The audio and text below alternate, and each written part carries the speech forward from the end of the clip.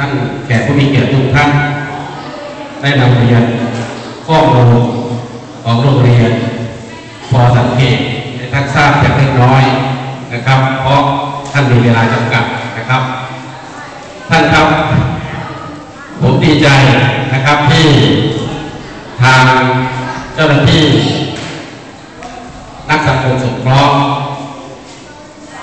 โดยได้รับนโยบายจากท่านผู้บริการและคณะกรรมการโดยเฉพาะท่านทิวราชินากรที่ท่านได้ร่วมกับคณะกรรมการได้พิจารณาโครงการนี้เข้ามาเป็นเครือข่ายส่วนหนึ่งที่จะช่วยดูแลและพัฒนาเยาวชนของจังหวัดชัยภูมิผมในฐานะเจ้าของสถานที่ที่ท่านมาขอใช้แล้วก็มาทำกิจกรรมในครั้งนี้ผมได้ขอเรียนในความรู้สึกว่า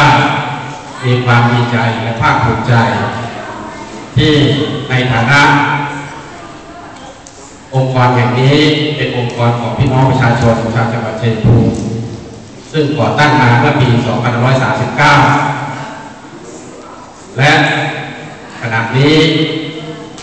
ก็ทำหน้าที่ดูแลและพัฒนาเด็กพิการของจังหวัดชัยภูมิซึ่งอยู่ในวัยการศึกษาท่านครับขณะนี้นักเรียนของเรามียอดล่าสุดยังไม่ใช่10 มิถุนายนนะครับขณะนี้ที่ผมได้รับรายงานจากทางฝ่ายทะเบียนนะครับ235 คนนะครับ235 คนแยกเป็นเด็กนักเรียนสติปัญญาบกพร่องทางจิตปัญญา178 คนนะครับแล้วก็เด็กพิการทางหู75 คนนะครับเมื่อก่อนเรามีเด็กพิการทางหูมากกว่าทางปัญญาทีนี้เด็กพิการทางปัญญาแซงเด็กพิการทางหูแล้วครับแต่ถึงอย่างไรก็ตามโรงเรียนสวนศึกษาจังหวัดชัยภูมิได้ตั้งปณิธานไว้แล้วว่าเป็นองค์กรที่ช่วยพัฒนาคนพิการของจังหวัดชัยภูมิในด้านการศึกษา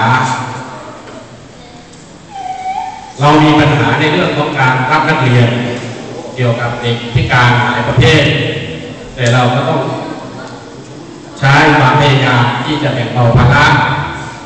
นะครับของผู้ปกครองนี่เป็นส่วนหนึ่งซึ่งตามสภาคนพิการในประเทศไทยนั้นเขาต้องการให้เราดูแลเหล่าเดียวนะครับคือเหล่าหูหนวกนะครับไม่ใช่รวมเราเหมือนปัจจุบันนี้นะครับเพราะเด็กพิการมีอยู่หลายประเภทแต่สภาคนพิการแห่งประเทศไทยนั้นเขามีเจตนาว่าต้องการให้เป็นเฉพาะเราในร้อยทหารบกเราทหารเรือทหารอากาศบังเอิญว่าปัจจัยและความพร้อมของจังหวัดชัยภูมิเราไม่พร้อมที่จะแบ่งเป็นเหล่าเดียวเพื่อสะดวกต่อการดูแลและผู้ปกครองเดือดร้อนนะครับ